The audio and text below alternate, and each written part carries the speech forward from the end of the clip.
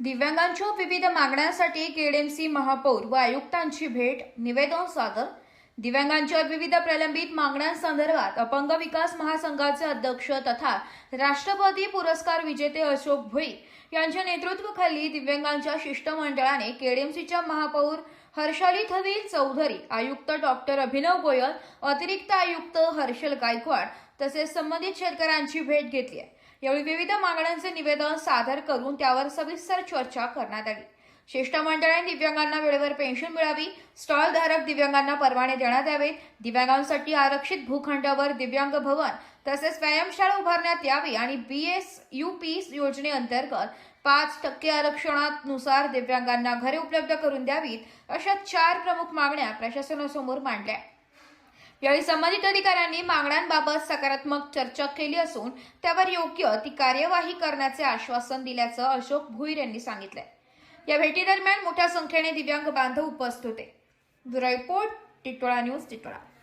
मुळातच असं आहे साहेब की कल्याण डोंबिवली महापालिकेच्या माध्यमातून बऱ्याच दिव्यांगांसाठी चांगल्या प्रकारे काम केलं जातं, पण काही छोटी मोठी कामं अशी राहत असतात। त्याच्यापैकी विषय असा आहे की कल्याण डोंबिवली महापालिका जी पेन्शन देते दिव्यांगांसाठी, ही पेन्शन वेळेवर यावा, जेणेकरून दिव्यांगांना त्याचा उपयोग होईल। साधारणतः कधी कधी महिना दीड महिना लेट होत असतो। दुसरी गोष्ट, ज्या दिव्यांगांना अर्थसहाय्याच्या माध्यमातून या आमच्या दिव्यांगांनी जे स्टॉल उभारणी केलेली आहे त्यांना परवाना मिळाला पाहिजे, कारण ती नेहमी टांगती तलवार असतोय। महापालिकेनेच ते आम्हाला अनुदान दिलेलं आहे।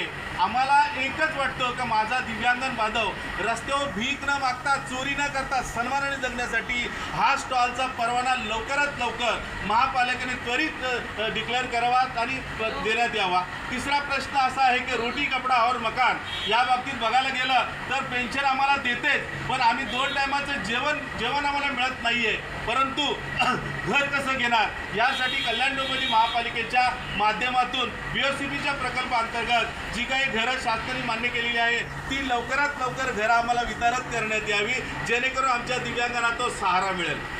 चौथा प्रश्न असा आहे की ज्या साधारणतः दिव्यांगन बांधवांसाठी एक भूखंड साधारणतः ठेवण्यात आलेला आहे आणि या भूखंडामध्ये साधारणतः दिव्यांगांची व्यायामशाळा असेल, दिव्यांगन भवन असेल, दिव्यांगांच्या अनेक ॲक्टिव्हिटीज जे आहे हे लवकरात लवकर दिव्यांगांसाठी करण्यात यावा, जेणेकरून आम्हाला त्याचा फायदा होईल। अशा 4 मागण्या आम्ही सुरुवातीला कल्याण डोंबिवली महापालिकेचे महापौर तसेच त्याच्यानंतर कल्याण डोंबिवली महापालिकेचे आयुक्त साहेब, अतिरिक्त आयुक्त साहेब आणि आमच्या विभागाच्या उपायुक्त दिव्यांगन विभागाच्या गायकवाड मॅडम अशा सगळ्यांना निवेदन देण्यात आलेलं आहे आणि त्यांनी सकारात्मक भूमिका घेतलेली आहे की आम्ही हा लवकरात लवकर करण्याचा प्रयत्न करू।